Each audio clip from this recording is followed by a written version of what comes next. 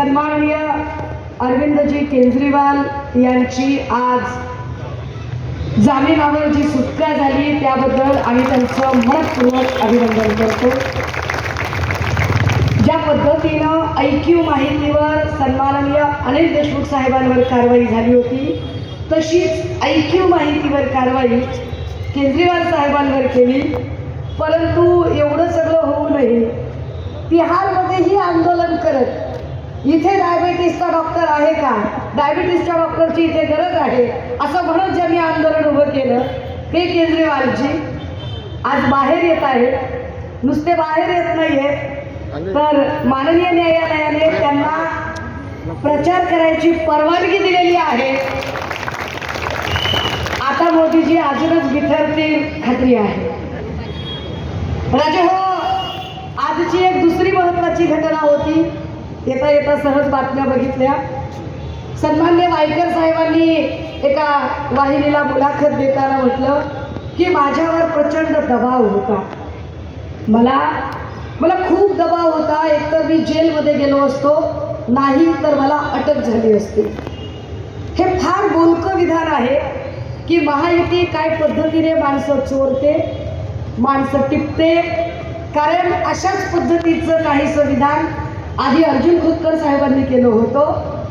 अशाच पद्धतीचं काही संविधान की आता मला शांत झोप लागते, इडीबिडी काही येत नाही असं इंदापूरच्या हर्षवर्धन पाटलांनी विधान केलं होतं। याचाच अर्थ केंद्रीय यंत्रणा काय पद्धतीने स्वायत्त संस्थांचा गैरवापर केला जातो, भाजपा कशा पद्धतीने स्वायत्त यंत्रणांचा गैरवापर करते हे चित्र स्पष्ट करण्यासाठी पुन्हा एकदा वायकर साहेबांचं स्टेटमेंट फार महत्त्वाचं ठरतं। वायकर साहेबांनी असंही म्हटलं की मातोश्रीवर मी इतकी वर्ष निष्ठा वाहिलेली आहे त्यामुळे माझी इच्छा नव्हती इकडे यायची। मलाच माहिती की माझ्या मनावर किती मोठं ओझं ठेवून मी प्रवेश केला।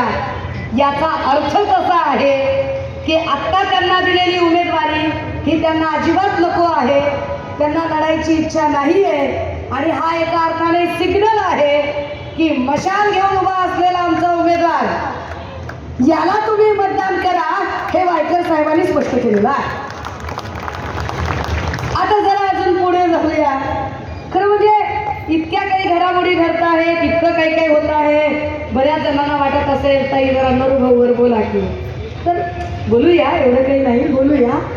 पण मी मागे एकदा मुक्त समाजमध्ये पण मी काही मुद्द्यांवरती बोलले होते बरं का।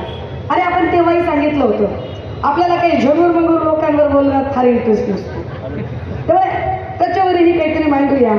पण हे सगळं चालू असताना काहीतरी चिठ्ठी अजून एक आहे, चिठ्ठीवर काहीतरी लिहिलंय म्हात्रे बरोबर कोण, म्हणजे मला माहीत नाही या कोण म्हात्रे, या त्याच बाई आहेत का त्या काही ते दांडा वगैरे असं काहीतरी म्हणजे ह्या त्याच आहेत ना, ते काहीतरी आशीर्वाद यात्रा आणि ते रॅलीमध्ये काहीतरी व्हिडिओ व्हायरल झाला होता। बहुतेक ते प्रकाश सुर्वे होते बहुतेक, पण मला काही माहीत नाही। असं जाऊ द्या, पण नको याच्यावर नको बोलायला। आपली पातळी आपण नको घसरूया, जाऊ दे, नाही बोलायचं त्याच्यावर। आपल्याला आपली पातळी नाही घसरवायची, त्यांना त्यांची पातळी वाटते। पण हे सगळं एक एक घटना घडत असताना मोदीजी 3 टप्प्यातली मतदानं झाली बघा। 3 टप्पे झालेत आतापर्यंत। 3 टप्प्याच्या मतदानानंतर मोठमोठे विश्लेषक सांगताहेत की महाराष्ट्रात प्रचंड मोठी मोदी विरोधातली लाट आहे आणि त्यामुळे मोदी आणि एकूण भाजपा बिथरलेली आहे। आता बिथरलेले लोक वेगवेगळ्या प्रकारची विधानं करत आहेत। बिथरलेल्या लोकांनी वेगवेगळे स्टेटमेंट करायला सुरुवात केली आहे। म्हणजे जे मोदीजी आधी सांगत होते असली नक्की कोण आहे, ते म्हणत होते की आम्ही असली शिवसेनेसोबत आहोत। मग असली शिवसेना म्हटलं की इकडे शिंदे साहेब फुरफुरल्यासारखे करत होते। शिंदे साहेबांना वाटलं अरे आपणच असली आहोत। शिंदे साहेबांना स्वतःला कधीच का बरं प्रश्न पडला नसेल की जेव्हा कधी शिवसेनेसोबत जागा वाटपाची चर्चा होत होती तेव्हा जेव्हा कधी जागा वाटपाची चर्चा झाली तेव्हा म्हणजे ज्या काळात अडवाणीजी आणि वाजपेयीजी होते, मुंडे साहेब आणि गडकरी साहेब प्रतिनिधित्व करायचे, तेव्हाही जागा वाटपाच्या चर्चेच्यासाठी ही सगळी मंडळी मातोश्रीचे उंबरे झिजवायची।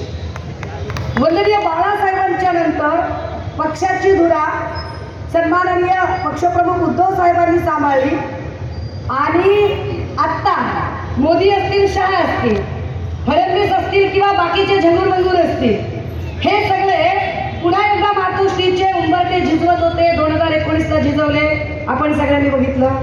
आता जर मोदींचं असं म्हणणं असेल की नाही म्हणे आम्ही असली शिवसेनेच्या सोबत आहोत आणि फुरफुरले तिकडे शिंदे साहेब, जर शिंदे साहेब असली शिवसेना प्रमुख असतील तर मग जागा वाटपाची चर्चा करायला या सगळ्या लोकांनी टेंभी नाक्यावर जायला पाहिजे होतं की नाही गेले ते टेंभी नाक्यावर.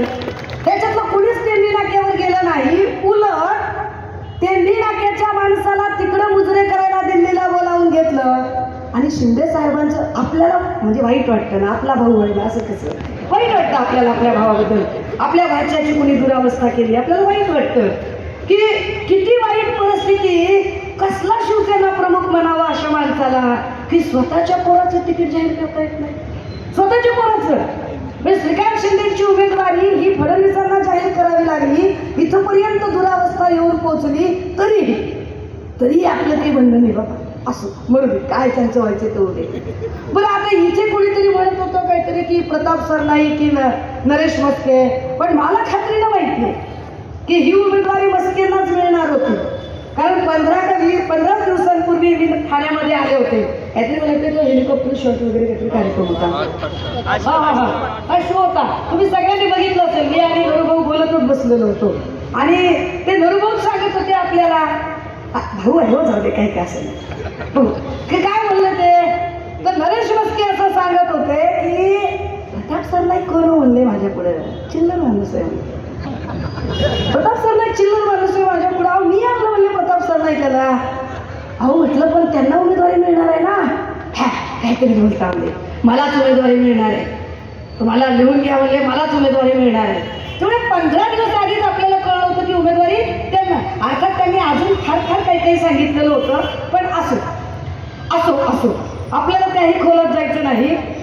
तर अशा पद्धतीने प्रताप सरनाईकांना चिल्लर म्हणणारे नरेश म्हस्के. आता हे प्रताप सरनाईकांच्या समर्थकांनी बाबा विचार करावा की काय चाललंय आणि काय नाही. आम्हाला फार त्याच्यात जायचं नाही. बरं त्याच्याही पुढे जाऊन तेच म्हस्के ते गोल्डन गँग काहीतरी चालायचं इकडे. त्या गोल्डन गँगचे प्रतिनिधी, गोल्डन गँगचा प्रमुख, काय भानगडी काय नाही. आता हे गोल्डन गँग मला आठवलं नसतं बरं का. मला आठवायचं एक कारण आहे. आत्ता जस्ट काही वेळापूर्वी माध्यमे कंटिन्युअसली फोन करत होती की घाटकोपरमध्ये भाजपाच्या काही पिशव्या, भाजपाचा शिक्का असणाऱ्या पिशव्या होत्या आणि त्यात सोन्याची बिस्किटं सापडली. तर त्याची कारणं आहेत. मोदींना हे आत्ताच सगळं सुचतंय कारण मोदींनी सगळं करून बघितलं. आधी मंगळसूत्राचा मुद्दा काढला. कोण बोलतंय मंगळसूत्रावर? कोण? ज्याला मंगळसूत्राचं महत्वच कळत नाही तो त्याने बोलावं, त्यांनी सांगावं आम्हाला बोलतोय कोण. मग त्यांनी हिंदू मुस्लिम करून बघितलं. काय म्हणाले? वो ज्यादा बच्चे पैदा करने वाले लोग. काय मोदीची पंतप्रधान पदावरच्या व्यक्तीला ही भाषा शोभत नाही.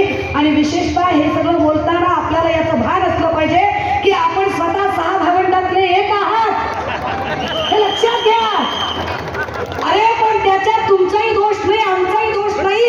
30-40 वर्षांच्या पूर्वी कुठल्याही लसी जेव्हा विकसित नव्हत्या त्यावेळेला परिस्थिती अशी होती की एकापेक्षा जास्त मुलं जन्माला घातली जायची कारण साथीच्या रोगात माणसं मरायची. आता वैद्यकशास्त्र प्रगत झालेलं आहे त्यामुळे आता काही प्रॉब्लेमच नाहीये. पण यावरून तुम्ही धार्मिक किती तेढ निर्माण केली. पण एवढी सगळी धार्मिक वक्तव्य केली तरी फरक पडला नाही. मग त्यांना हे सगळं बोलण्याची गरज पडते. मग त्यांनी आता एक सुरुवात केली की आप मेरे साथ आओ, आप मेरे साथ आओ, मेरी बड़ी मित्रता है. और जब उद्धव जी बीमार थे तो मैं रश्मि वहिनी से फोन पर बात किया करता था. मी वहिनींना म्हटलं, विचारलं, म्हणलं वहिनी खरंच फोन करत होते का? आता आपल्याला माहित नाही ना, परत कुणी म्हणायला नको की तुला काय माहिती, तर विचारून घेतलं पाहिजे. वहिनी नुसत्याच मुश्किल असल्या आणि म्हटल्या जाऊ दे आता मला काही याच्यावर बोलायचं नाहीये कारण इतक्या खोटारड्या लोकांच्या पुढे नादाला लागायचं. जो माणूस म्हणतोय की मेरी उद्धव जी से मित्रता थी ये कौन सी मित्रता थी मोदी जी कि एक तरफ तो आप बोलते हो कि मेरी उद्धव जी से मित्रता थी और उसी मित्र को जब वह मित्र एक मृत्युशैया पर है, जब वह मित्र बड़ी ही गंभीरता से एक बड़ी बीमारी से जूझ रहा है, तभी उसका राजपाट खींचने के लिए आप उसी के कुछ लोगों को अलग अलग तरह से अपनी ओर खींचते हो। आपको पता ही नहीं था? अगर ऐसी मित्रता होगी जो धोखेबाजी से भरी है तो शायद ऐसी मित्रता मोदी जी आपके वहां रहती होगी। ये महाराष्ट्र है और महाराष्ट्र में छत्रपती शिवराय जी का मर्दमाना रहता है। जी आम्ही माणसं शब्दासाठी जीव देणारी माणसं आहोत, प्राण जाय पर वचन न जाय असं म्हणणारी आम्ही माणसं आहोत। दादा हो, आपल्याला काय ही निवडणूक महत्वाची आहे? राऊत साहेब बोलले ते योग्य बोलले की एक खासदार निवडून द्यायचा म्हणून नाही, कारण खासदारकीचा आणि आमदारकीचा आम्हाला अप्रूपच नाही। मुख्यमंत्री पद जिथे आम्ही सहज सोडलं होतं, 2 वेळा खासदार झालेत राजेंद्र दादा आणि तिसऱ्यांदा होणार त्याच्याबद्दल काही वादच नाही। मी तर 10 वेळा मीडियाला सांगितलं, BBC मराठी पासून ते प्रिंट मध्ये सगळ्यांना सांगितलं की साक्षात मोदींनी जरी फॉर्म भरला तरी इथे राजन विचारे आम्हाला तो विश्वास आहे।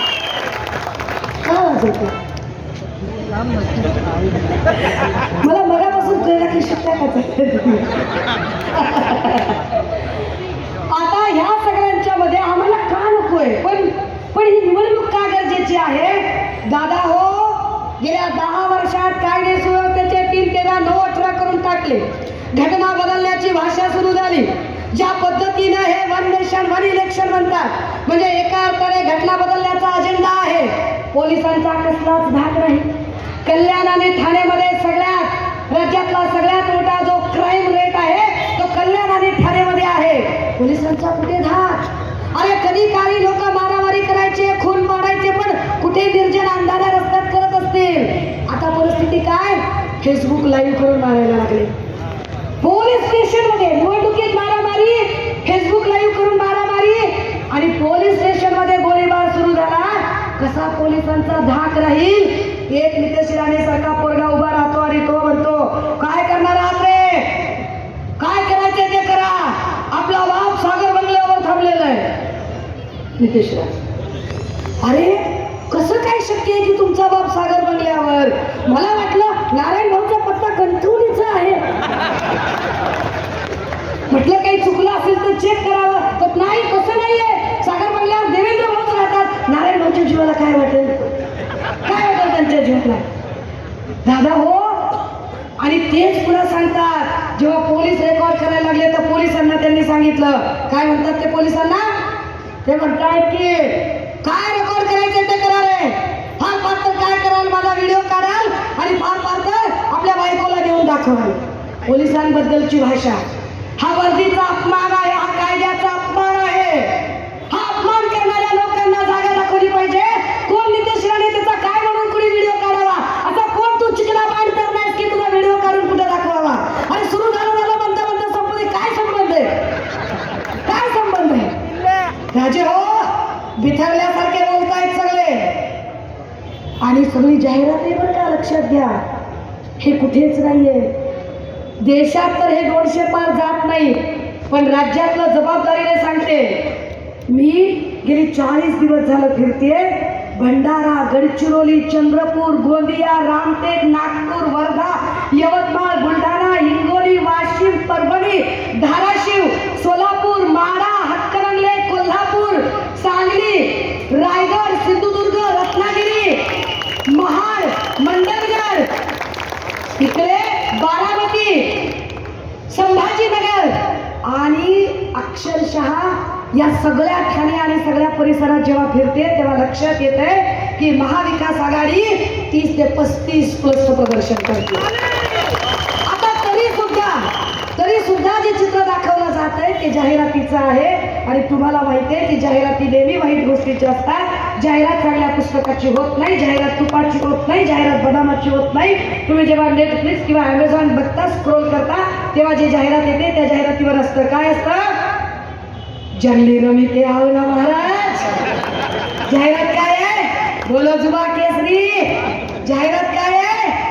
खूप जने गारण जब मी बैठेंगे 3 यार आप मैं और काय कर दादा हो. जाहिरात वाईट गोष्टींची असते. मोदींच्या जाहिराती जास्त दिसत आहेत कारण मोदी वाईट विचारांचे आहे. त्यांचा विचार जाती धर्मात विष पसरवणारा आहे. शेवटचं सांगितलं पाहिजे की आम्हाला जाती धर्मात सलोखा हवा आहे, शांतता हवी आहे आणि म्हणून या भागात ब्लॅकमेलर, खंडणीखोर, वसुली करणारा, एजंटगिरी करणारा, पक्ष फोडणारा, चापलुसी करणारा उमेदवार नाही तर धर्मवीर आनंद दिघेंचा पट्ट शिष्य आणि सन्माननीय वंदनीय बाळासाहेबांची निष्ठा राखणाऱ्या राजा विचारे साहेबांना आम्हाला निवडून द्यायचं आहे. थांबते, रजा घेते. जय हिंद, जय महाराष्ट्र. ती परफ्यूमच्या बाटल्या होत्या, ती काही सोन्याची बिस्किटं नव्हती. पण यावरनं एक लक्षात येतं की भाजपा काय पद्धतीचं गलिच्छ राजकारण करते. भाजपा काय पद्धतीचं वाईट पद्धतीने की ज्यांना वाटतच नाही की आपण जिंकू शकतो, त्यांनी ज्या पद्धतीचा हा सगळा स्टोम माजवलेला आहे. त्यामध्ये एकनाथ शिंदेजींची काल का परवा दिवशी एक मुलाखत एका वाहिनीने घेतली आणि शिंदे म्हणतात की वो सब छोड़ो, वो हम ही इधर रहने वाले हैं और हमने बहुत सारा निवेश इधर लाया है और हमने बहुत ऐसा करा है, इतना काम किया है कि मैं भागते भागते गया और धक्कन आपटे मैंने बहुत काम किया है उधर. और कितना काम किया है? तो बोले हमने कितने सारे प्रकल्प है. कोणते प्रकल्प आणले? एकनाथ शिंदेजी आपण कोणते प्रकल्प आणले? वेदांता फॉक्सकॉन आपल्यामुळे गेला. बल्क ड्रग प्रोजेक्ट जो होता तो आपल्यामुळे गेला. एअरबसचा प्रोजेक्ट होता तो आपल्यामुळे गेला. वेदांताच्या वेळेला म्हणाले की 6 महिन्याच्या आत कसा काय प्रोजेक्ट जाईल, त्या आधीपासूनच चालला होता. बरं असं म्हणायचंय का? काल महानंदा पशुखाद्याचा जो उद्योग होता, हा पूर्ण महानंदा पशुखाद्य उद्योग जो आहे हा उद्योग पुन्हा गुजरातकडे गेला. आता सांगतात की तो मात्र संस्थेकडे गेला. म्हणजे काय पद्धतीने तुम्ही महाराष्ट्राला कंगाल करायचं ठरवलंय आणि आम्ही का निवडून द्यावं? कशासाठी निवडून द्यावं? दादा हो, लोकसभेची निवडणूक आहे आणि लोकसभेची निवडणूक म्हणजे आम्हाला आमचा राष्ट्रप्रमुख निवडायचा आहे. आता आम्हाला आमचा राष्ट्रप्रमुख निवडताना दुपारी देवेंद्र फडणवीस बोलत आहेत आणि देवेंद्रजी म्हणताहेत की बघा म्हणे आमच्याकडे तर आम्ही ठरवलं की मोदीजींना पंतप्रधान करायचं आहे, पण महाविकास आघाडीकडे अजून पंतप्रधान पदाचा उमेदवारच ठरलेला नाहीये. फडणवीसजी, मला वाटलं की जरा तरी आपण अभ्यास करून बोलत असाल. इतके कसे आपण गावठी चाणक्य आहात? असे कसे गावठी चाणक्यासारखे बोलताय? अहो फडणवीसजी, भाजपामध्ये हुकुमशाही चालते. मोदी म्हणतील ती पूर्व दिशा. याच्या आधी कधीही अटल सरकार किंवा अजून असं सरकार असे शब्द वापरले गेले नव्हते. आता तुम्ही फक्त मोदींना पंतप्रधान करायचं म्हणता. तुम्ही भाजपला सत्तेत आणायचं म्हणतच नाही, तुम्ही म्हणता मोदींना पंतप्रधान करायचं. पण फडणवीसांना आणि तमाम भक्तुल्यांना एक गोष्ट कळायला हवी, महाविकास आघाडी एक जॉईंट फॅमिली आहे. या जॉईंट फॅमिलीमध्ये अनेक पक्षाचे लोक आहेत. बरं, फडणवीस किती गावठी चाणक्य बघा. गावठी चाणक्याचं म्हणणं काय की आपल्याकडे अमुक आहे, अमुक आहे, अमुक आहे आणि आपली एवढ्या सगळ्या पक्षांची मिळून महायुती आहे आणि त्यांची वेगवेगळ्या पक्षाची खिचडी. म्हणजे त्यांची म्हणजे महायुती आहे आणि इकडच्यांची म्हणजे खिचडी आहे. आपण ज्या वेळेला काम करतो तेव्हा म्हणायचे ह्यांचं ट्रिपल इंजिनचं सरकार आहे, काय यांची ट्रिपल रिक्षा आहे, ट्रिपल रिक्षा आहे. आता काय म्हणतात, हे आमचे ट्रिपल इंजिन आहे. म्हणजे आपलं ठेवायचं झाकून. ज्या काही एकूण न्यायाने यांची सगळी भाषणं चाललेली आहेत यावर एक स्पष्ट होत आहे की फडणवीसांना हे लक्षात आलेलं नाही की आम्ही लढतोय तुमच्या हुकुमशाहीच्या विरोधामध्ये. इथे महायुती म्हणून तुम्ही जेव्हा तुमच्या एका माणसाला प्रोजेक्ट करता तेव्हा आम्ही असं म्हणतोय की काँग्रेस, राष्ट्रवादी काँग्रेस, शिवसेना, आम आदमी पार्टी, शेकाप, इकडे तेजस्वी यादव असतील किंवा ममता बॅनर्जी असतील किंवा आमच्यासोबत असणारे अनेक लोक असतील, हे सगळे मिळून ठरवतील. निवडणूक झाल्यावर लोकशाही पद्धतीने निर्णय होईल, तुमच्यासारखा हुकुमशाही पद्धतीने होणार नाही. पण तरीही पण तरीही जर फडणवीसांना असं काही सांगायचं असेल की आम्ही फार काम केलं, आम्ही फार काम केलं, तर ठाणेकरांनो समजून घ्या. ते म्हणतायत की आम्हाला मोदींना पंतप्रधान करायचं, त्यांनी म्हणणं समजू शकते. इकडं नरेश मस्के पण म्हणतो की मोदींना पंतप्रधान करायचं. कल्याणमध्ये श्रीकांत शिंदे पण म्हणत असतो की मोदींना पंतप्रधान करायचं. मला काही गणित कळलं नाही. म्हणजे गेला बाजार समजा नरेश मस्केंनी जर सांगितलं की बाबा माझ्यासारख्या अत्यंत, म्हणजे मला मस्केला उमेदवारी म्हणजे मस्करीच करण्यासारखं आहे ना, तरी माझ्यासारख्या माणसाला उमेदवारी दिली, हे उपकार आहेत शिंदे साहेबाचे, मला शिंदे साहेबांना पुढे करायचंय म्हणून मी लढतोय, असं म्हणणं आपण समजू शकतो. किंवा श्रीकांत शिंदे म्हणावं की आमचे वडील परमपूज्य, त्यांना मोठं करायचंय म्हणून खासदार करा, समजू शकतो. हे दोघं वेगळ्या पक्षाचे सांगतात आम्हाला मोदींना पंतप्रधान करायचंय. कशा पाहिजे दुसऱ्याच्या लग्नात बंदी वाढायला, कशा पाहिजे? म्हणजे उगाचच आपलं लगीन लोकांचं असं नाही करावं त्यांना. पण तरी जेव्हा ते म्हणतात की मोदींना पंतप्रधान करायचं, तर आमचं त्यांना ठाम म्हणणं आहे की मोदींना का पंतप्रधान करायची याची किमान 5 कारणं आम्हाला सांगा की मोदींना का पंतप्रधान करायचं. आम्ही तुम्हाला मोदी आम्हाला का नको आहे याची 50 कारणं देतो. 50 कारणं की आम्हाला मोदी का नको आहे. तर क्रमांक 1, ज्या माणसाने सांगितलं होतं की मी महागाई कमी करणार आहे, तो माणूस आता महागाईचा म बोलायला तयार नाहीये. गाय गाय गाय गाय गाय करायला लागले, पण महागाईचं काय? गायीवर बोलणाऱ्या लोकांनी महागाईवर बोलणं का टाळलंय त्याच्यावरती आधी आम्हाला सांगा. महागाईचे दर जे आकाशाला भिडलेले आहेत, सामान्य माणसाने कसं जगायचं यावर त्यांनी आम्हाला सांगितलं पाहिजे. जे लोक आम्हाला सांगतात की मोदींना पंतप्रधान करायचे, आम्ही त्यांना साधे प्रश्न विचारतोय. अरे मोदीची 10 वर्षाची कारकीर्द धरतच नाही, मी 9 वर्षाची कारकीर्द धरते. 9 वर्षातल्या तुमच्या कारकिर्दीवर मला तुम्हाला 9 प्रश्न विचारायचे, 9, जास्त सुद्धा नाही. जर फडणवीसांना असं वाटतंय आणि तमाम भक्तुल्यांना भाजपच्या असं वाटतंय आणि काही भिका भाजण्यांना असं वाटतंय की मोदींना पंतप्रधान करायचंय, तर काही प्रश्नांची उत्तरं द्या. मोदींनी सांगितलं होतं मन की बात मध्ये खासदार दत्तक ग्राम योजना.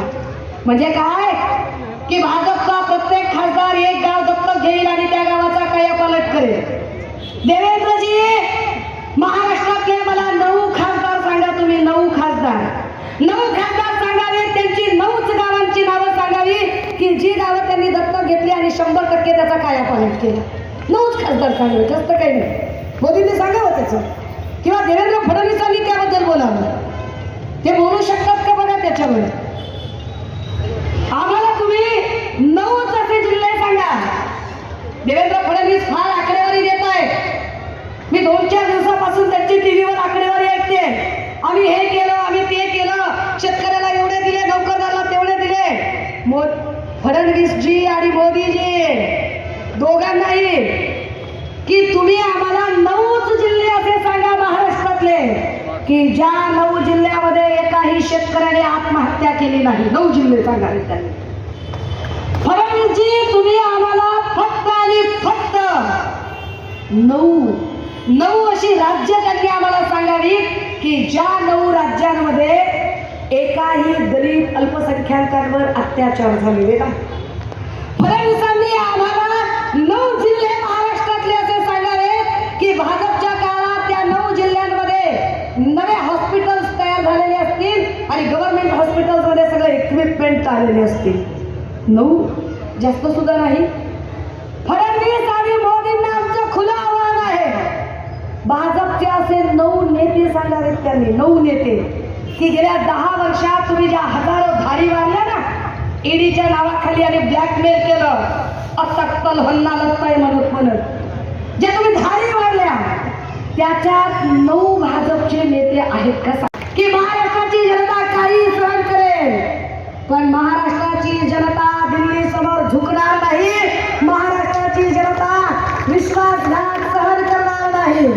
तुम्ही ज्या पद्धतीचा विश्वासघात केला, कोपच्यात घेतात, कोपच्यात.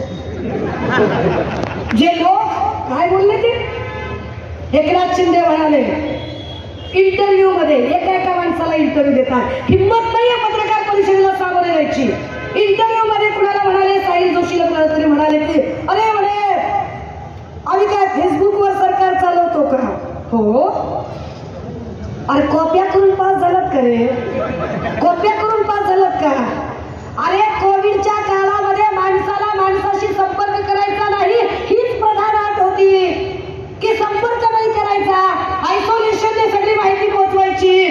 अरे पण कोविडच्या काळामध्ये जेवढं चांगलं काम उद्धव साहेबांनी केलं त्या कामाचं फक्त महाराष्ट्राने नाही,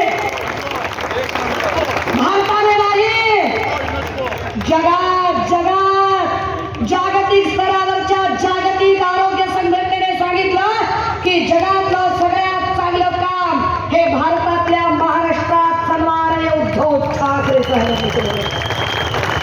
तुम्ही सांगितलं, तुम्ही बोलायचं. आज तुमची हिंमत आहे का पत्रकारांच्या समोर यायची? मोदीजी मला 9 अशा पत्रकार परिषदा सांगा की ज्या तुम्ही ठामपणे घेतल्या आहेत. 9 पत्रकार परिषदा सांगा.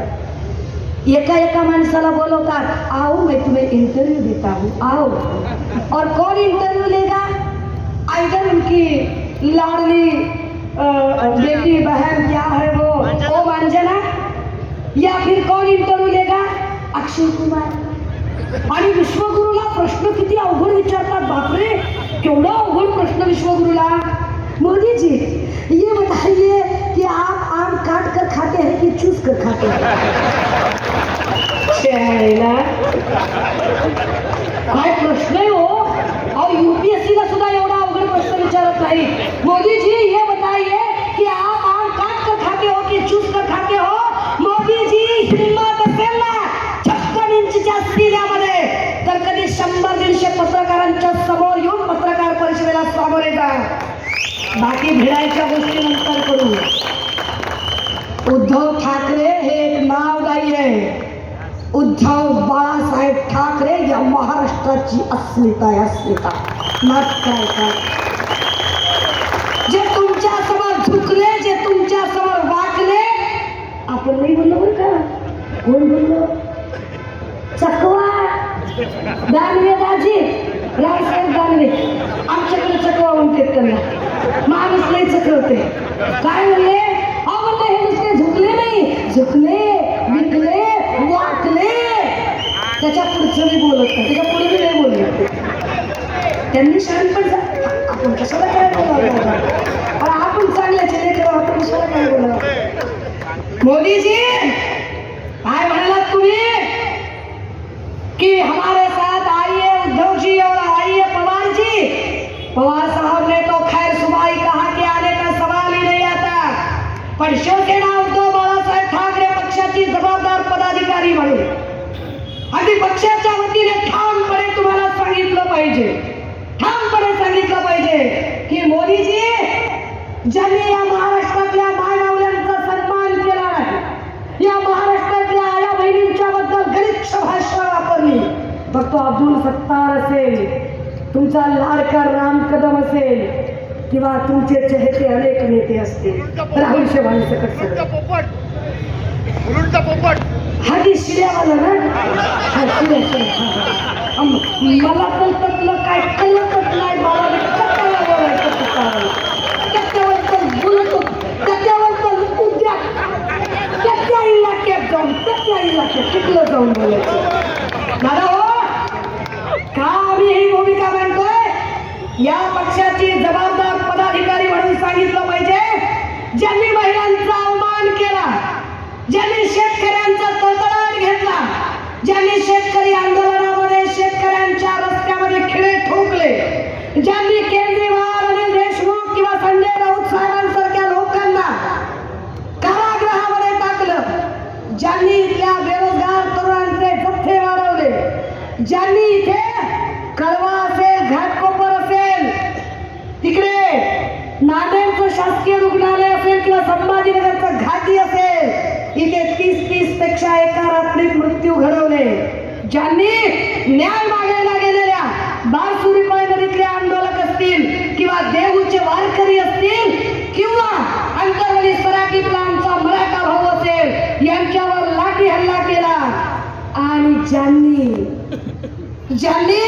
वंदनीय बाळासाहेबांचा पक्ष संपवण्याचा अत्यंत कुटील डाव रचला. मोदीजी, अशा भाजपा सोबत आम्ही कधीही येणार नाही नाही नाही. दादा हो, लक्षात ठेवायचं, वो बुलाती है मगर इकडा इकडा, वो बुलाती है मगर यस जाने का नाही. आणि या सगळ्यांच्या मध्ये अजून एक गोष्ट राजे हो, मी वारंवार सांगते आणि सगळीकडे सांगते, हे का असं करतायत बरं? का मोदींना हे सगळं सांगावं असं वाटतंय की भाजपच्या काळात त्या 9 जिल्ह्यांमध्ये नवे हॉस्पिटल्स तयार झालेले असतील आणि गव्हर्नमेंट हॉस्पिटल्स मध्ये सगळं इक्विपमेंट आलेले असतील. 9 जास्त सुद्धा नाही. फडणवीस आणि मोदींना आमचं खुलं आव्हान आहे. भाजपचे असे 9 नेते सांगावेत त्यांनी, 9 नेते की गेल्या 10 वर्षात तुम्ही ज्या हजारो धाडी मारल्या ना ईडीच्या नावाखाली आणि ब्लॅकमेल केलं, अटक्कल हल्ला लगताय म्हणत जे तुम्ही धाडी मारल्या त्याच्यात 9 भाजपचे नेते आहेत का सांगा. 9च नेते सांगा. का? भाजपच्या लोकांकडे पैसे नाहीत का? भाजपच्या खासदाराकडे पैसे भिका लागल्या सगळ्यांना? माधुकरी मागून जगतात का? हा ब्रह्मचर्य झाले का सगळं? म्हणजे तुम्ही ईडीचा गैरवापर हा फक्त आणि फक्त इथल्या इतरच लोकांवरती केला. भाजपच्या लोकांना तुम्ही सपशेल सोडून दिलं. तरीही मोदीजी मगाशी सांगत होते विनायक राऊत साहेब की तेलंगणामध्ये जाऊन काय गरज पडते बोलायची. होय, गरज पडते मोदींना. मोदींना गरज पडते की उद्धव ठाकरेंवर त्यांनी तेलंगणामध्ये जाऊन बोलावं. मोदींना गरज पडते की भारतातल्या कुठल्याही राज्यात त्यांनी जाऊन बोलावं. कारण मोदींना स्पष्ट चित्र दिसत आहे की काही केलं तर महायुती 200च्या आत सिमटून जाते आणि त्यांना पक्की खात्री आहे की येणाऱ्या काळात पंतप्रधान पदाचा चेहरा म्हणून उद्धव ठाकरे हे नाव घेऊ शकतात.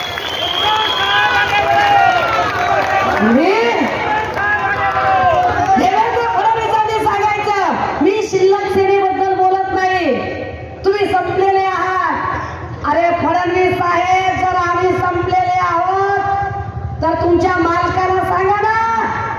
मालक कशाला नंदुरबार मधून आम्हाला अर्ज करतोय? क्यों मोहब्बत की फरियाद और पैगाम लेके वो नंदुरबार में बोल रहा था? मालिक से पूछो, पूछो मालिक से कि क्यों तुम्हारा मालिक इतना हमसे मोहब्बत भरा अपील कर रहा है? क्यों बार बार love you love you love you कह रहा है? क्यों कह रहा है? पैरों तले से जमीन खिसक गई है. कभी अदानी, कभी अंबानी, कभी हिंदू, कभी मुस्लिम, हर तरह की पैत्रेबाजी कर ली. सगळी पैत्रेबाजी केली, पण लक्षात आलं की अरे काहीच होऊ शकत नाही.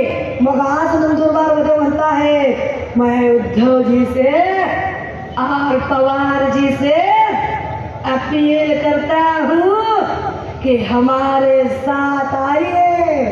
का तुमचा एजंट असलेला फडणवीस तो म्हणतो की आम्ही नाहीये, आमचं अस्तित्व नाहीये. मालकाचं खरं धरायचं काय एजंटाचं खरं धरायचं? मालकाने एजंटाला बसून ठरवावं. एकदा काय ते मोदीजी ज्या